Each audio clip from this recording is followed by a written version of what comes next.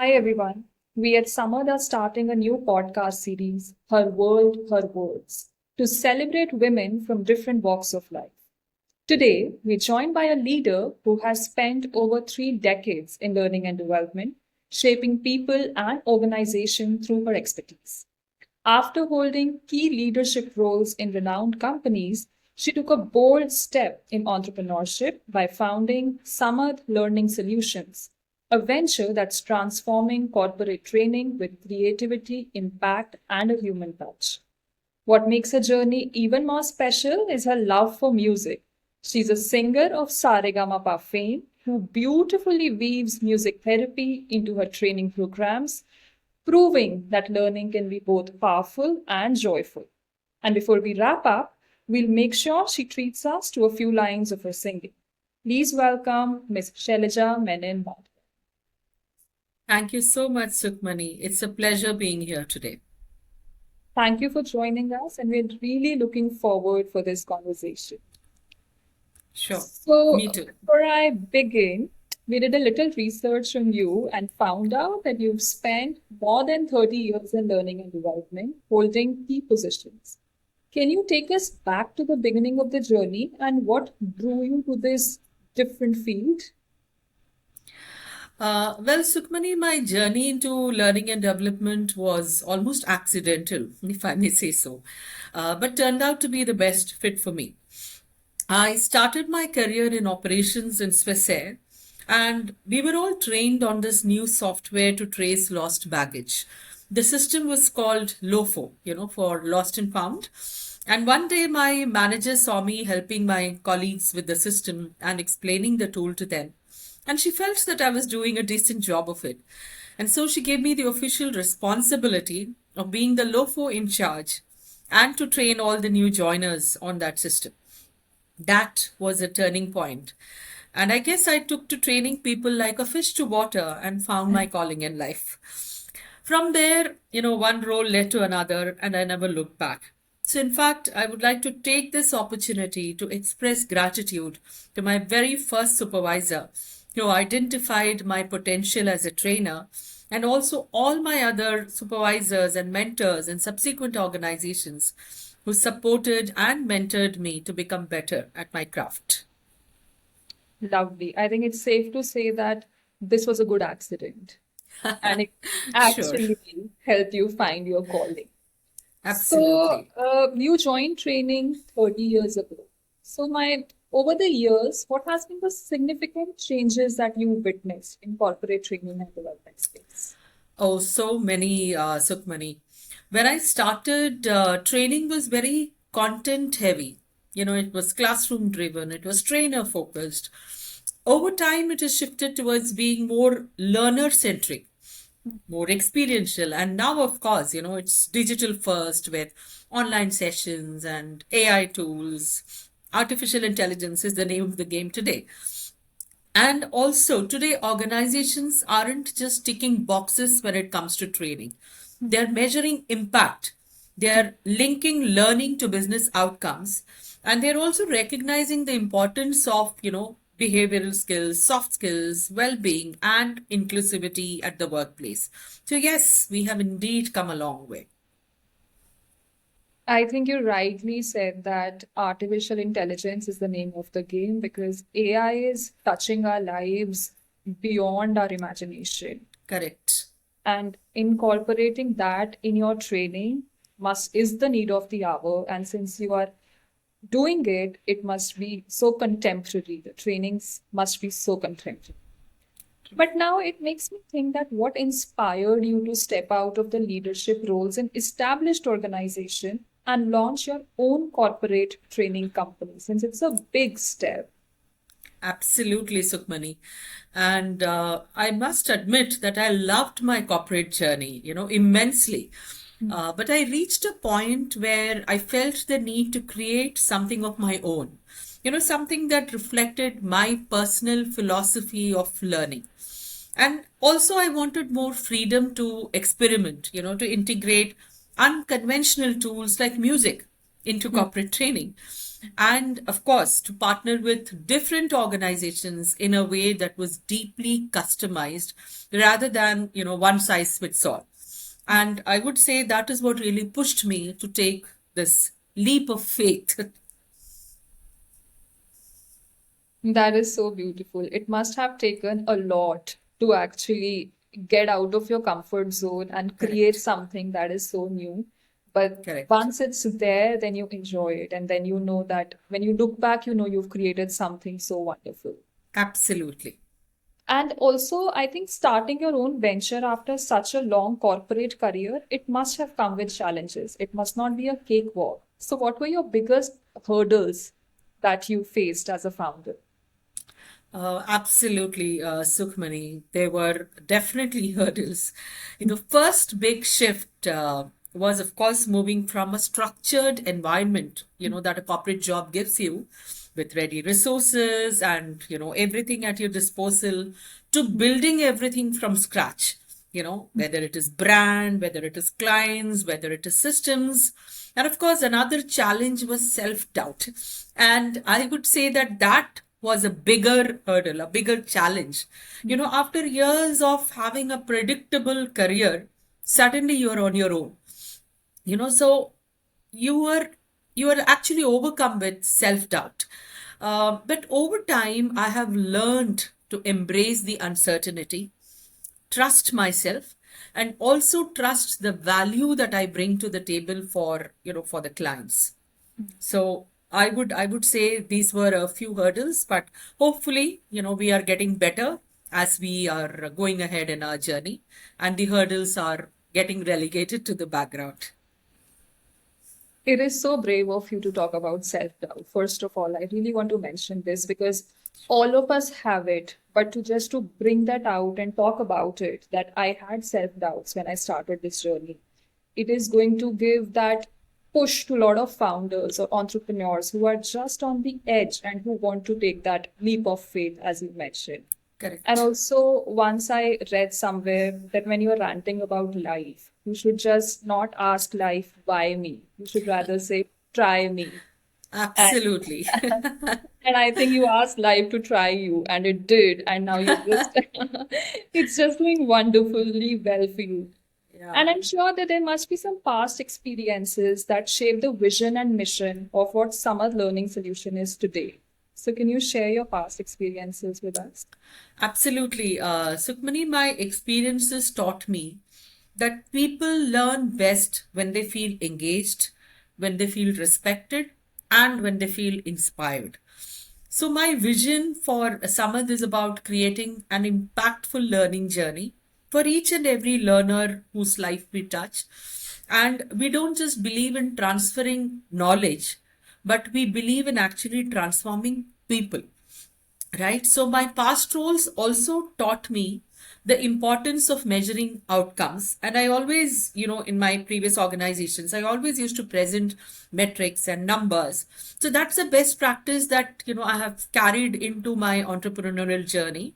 And I continue that in our company today by, presenting metrics and numbers to our clients. And we focus on ROI, not just on, delivering various activities. So yes, I guess, two experiences that I have definitely carried into my journey. One is about transformation of people, and two is about measuring the impact that we create with training. I think so beautifully you've put together two such important aspects. One, you making that personal relationship impacting lives, and two, you are showing it in numbers also. I mean, what more can a corporate ask for? So, this is two very important aspects that you've joined together and you try to bring it in your training. So I'm sure there must be some moment or your proud achievement from your entrepreneurial journey that reinforced you to start your own company. And can you share some proud moment or something that you look back on and you think that, wow, this happened? Yeah. So, Sukmani, in fact, this happened, one of the moments that immediately come to my mind has been hearing back from people about the real impact that our work has had on them. For example, and like I mentioned, this happened recently. I remember a participant from one of my earliest training sessions. I might have trained him quite a few years back, who reached out to me this year on Teachers' Day for seeding positivity and teaching him the value of being open to change. He sent me such a lovely thank you note, and that message on Teachers' Day reminded me why I chose this path, to create ripples that last. And of course, on a more personal level, coaching individuals, especially women leaders, and personally, I'm extremely committed to supporting and women leaders to do better in their profession and personal life. So when I get into coaching conversations with such women leaders who later share that they feel more confident, more composed, and intentional in both their professional and personal spaces, that fills me with a lot of pride. In fact, a client once told me that our sessions helped her become not only a better communicator, but also a more grounded leader. And in fact, what touched me even more was, hearing her manager and HR also share the very same reflection. So these stories are my proudest achievements. Not the metrics or numbers, even though I'm very passionate about metrics and numbers, but these human transformations fill me with a lot of pride. And, I feel quite overwhelmed when I read these messages from my participants and my clients. They constantly reassure me that starting Samad was the right decision. And I see that you talk about women so passionately, be it women leaders or women employees, or so that there's that passion in your voice when you talk about women. And many women, they hesitate to take that risk after a long career because, as you also said, it was difficult to come out of organized structure to creating something of your own. So, what was your mind shift that helped you embrace this entrepreneurship journey at this stage? So for me, the biggest shift was moving from a fear of failure to a sense of curiosity. Instead of thinking, what if it doesn't work? Because that's what the human mind does when you're about to do something new. The first thought that will come into your mind is, my God, what if I fail? What if this doesn't work? I had to consciously train my mind to start asking, but what if it does? To move from a fear of failure to a sense of curiosity. So, constantly reaffirming that message, what if it does? That simple change opened up so many possibilities for me. And of course, I also realized that, I had to stop comparing my pace with anyone else's. Many of my former peers, who are now dear friends, have risen to very senior positions in big organizations. God bless them. But if I was to keep measuring myself against them, I would only limit my own growth. So for me, entrepreneurship today is not about racing to prove something. It's about slowing down to build something meaningful, something that creates a lasting impact. In fact, one of my mentors shared this beautiful quote: "Slow down to speed up." So I guess I'm in that mode now. I think you said a very powerful thing in this, that what if it does? Because as human beings, we are more focusing on the negative part of it. But what if it does? What if it does give you that wings to fly? So that is so beautiful and rightly said that you have to slow down to speed up. So that is so correct. But how do you design your training programs to stay relevant in today's rapidly changing working workspace culture? Uh, so we make a conscious effort to stay close to the client's reality. We spend time understanding their culture, their challenges, their aspirations before designing anything. So like I mentioned, one size fits all approach doesn't work when it comes to training. Though there are clients who reach out to us saying that, hey, can you deliver a time management program? Can you deliver a basic communication module? That's like off the shelf content. We do that. but we truly encourage our clients also to try and share what is it that they hope to achieve from a training program. So we spend time in customizing the content basis their expectation from the program. And of course, we also try and integrate new methodologies. It's about blending creativity with business outcomes. It has to be a combination of both. And of course, very, very important for me.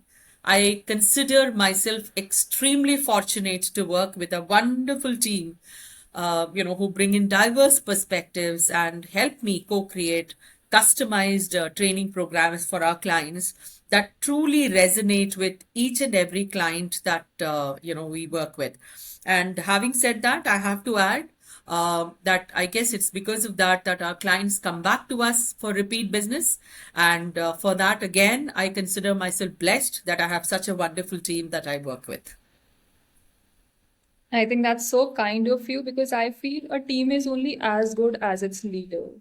And the team is wonderful because you've managed to get people together from diverse organizations. And I think I'd just like to add that I've been fortunate to be a part of that team and to actually learn and grow in your guidance.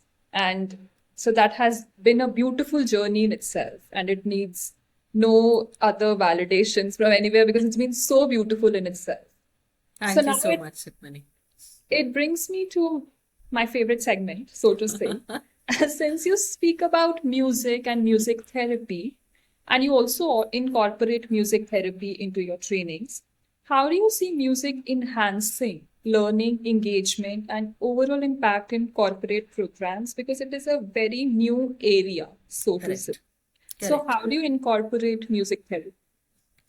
So Sukmani, I have to, say that for me, music and training are like the two loves of my life. I had to find a way to marry them, get them together. So I'd been working on this for quite some time, and during the course of my studies and my research, I understood that music has a unique way of connecting with people at both a cognitive and an emotional level. So in my corporate programs, I use music therapy as a powerful tool to deepen learning and retention. Because, and I'm sure you can connect to this, Sukmani, whenever you hear, music, it could be any sort of music because each person connects to music differently, connects to different kinds of music. But music helps people relax. So when I use it in my programs, it helps our participants relax, it helps them to open up and engage more fully. And I've also seen that it lowers barriers, and it builds this beautiful sense of community and makes concepts more relatable. When you're linking a concept to a beautiful song, they just tend to remember that, and it becomes more relatable. So from enhancing focus during reflective exercises to sparking creativity in problem solving sessions, music, I have felt and I have seen that it creates an environment where learning feels both natural and memorable. In fact, I can go on to say that it turns our training sessions into a more immersive and memorable experience. At the cost of repeating myself, I love this word memorable because that's what I feel it happens when participants are going away from our training programs. One that participants and people carry back into their work and life, thereby creating a beautiful, lasting impact. I think you rightly said that music touches everybody in a different way, but it definitely touches. Correct. And also, I read somewhere that people will forget what were you wearing, how you dressed, how your hair looked, but they will never forget how you made them feel. And music makes everybody feel special and memorable. Before I proceed, as we promised our audience, I would request you to sing a few lines for us. Okay. Sure, Sukhmani, because like I said, music, is one of my loves of my life. So that is something that really keeps me motivated and inspired. And in fact, as I reflect on my journey, one message that has always guided me is to keep moving forward, no matter whatever challenges come in front of you. And there is this beautiful song that captures this spirit perfectly.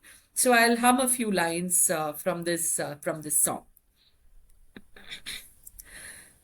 रुक जाना नहीं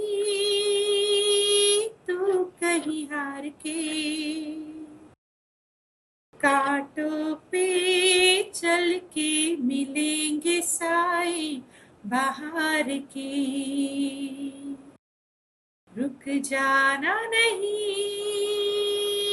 तू कहीं हार के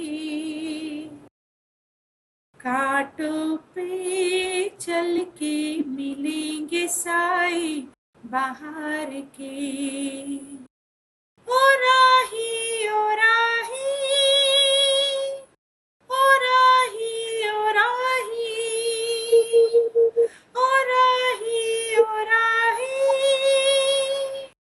ओ राही ओ राही. I wish we could ask you to sing like three, four, five songs, and we could just keep one session with just singing because it is so beautiful Thank and you. Thank you so such much. apt song. Ruk Jana Nahi Tu Kahin Haar Ke. It is so beautiful. And Thank I you. think this will also give a glimpse to our audience that what happens in our training rooms. So they'll be now more excited to be in one. Yes, I surely hope so, Sukhmani. Yeah. So finally, what's your long-term vision for Summer Learning Solution? And what is the legacy that you are thinking to leave behind when you talk about learning and development industry? And what legacy do you think Summer Learning Solution is going to leave behind? So my vision for Samad is to create a space where learning is not just about skills, but about unlocking human potential. Bringing the head, heart, and soul into the workplace. And of course, music is an integral part of doing that. It really plays a big role because it, like I said earlier, it touches people at an emotional level, and it helps them connect more deeply with themselves and with people in their lives. So the legacy I would love to leave is that we made learning joyful, impactful, and deeply human, like a song that stays with you long after it ends. You come out of a movie hall and there is a song that just stays with you, or you hear a song on a playlist and it just stays with you. So that is what I want people to think when they come out of a training program. Um I want them to think of it like a song that they're going to remember for a very long time. And in fact, that is really why I'm also starting this podcast series. I want to bring conversations with women from all walks of life who have embraced challenges, created change, and are shaping the future in their own ways. Because stories inspire us more than theories ever can. I think this has been such a powerful conversation. And when you talk about women, irrespective where they come from, even if somebody is a homemaker, they have their own set of struggles. Absolutely. And so beautifully, you trying to put them all together and just make them just make people hear what they have to say. It is commendable. Thank you so much. I hope you enjoyed the conversation and looking forward to many, many more sessions. Absolutely. Thank you so much, Sukhmani. It was a pleasure being here today. Thank you.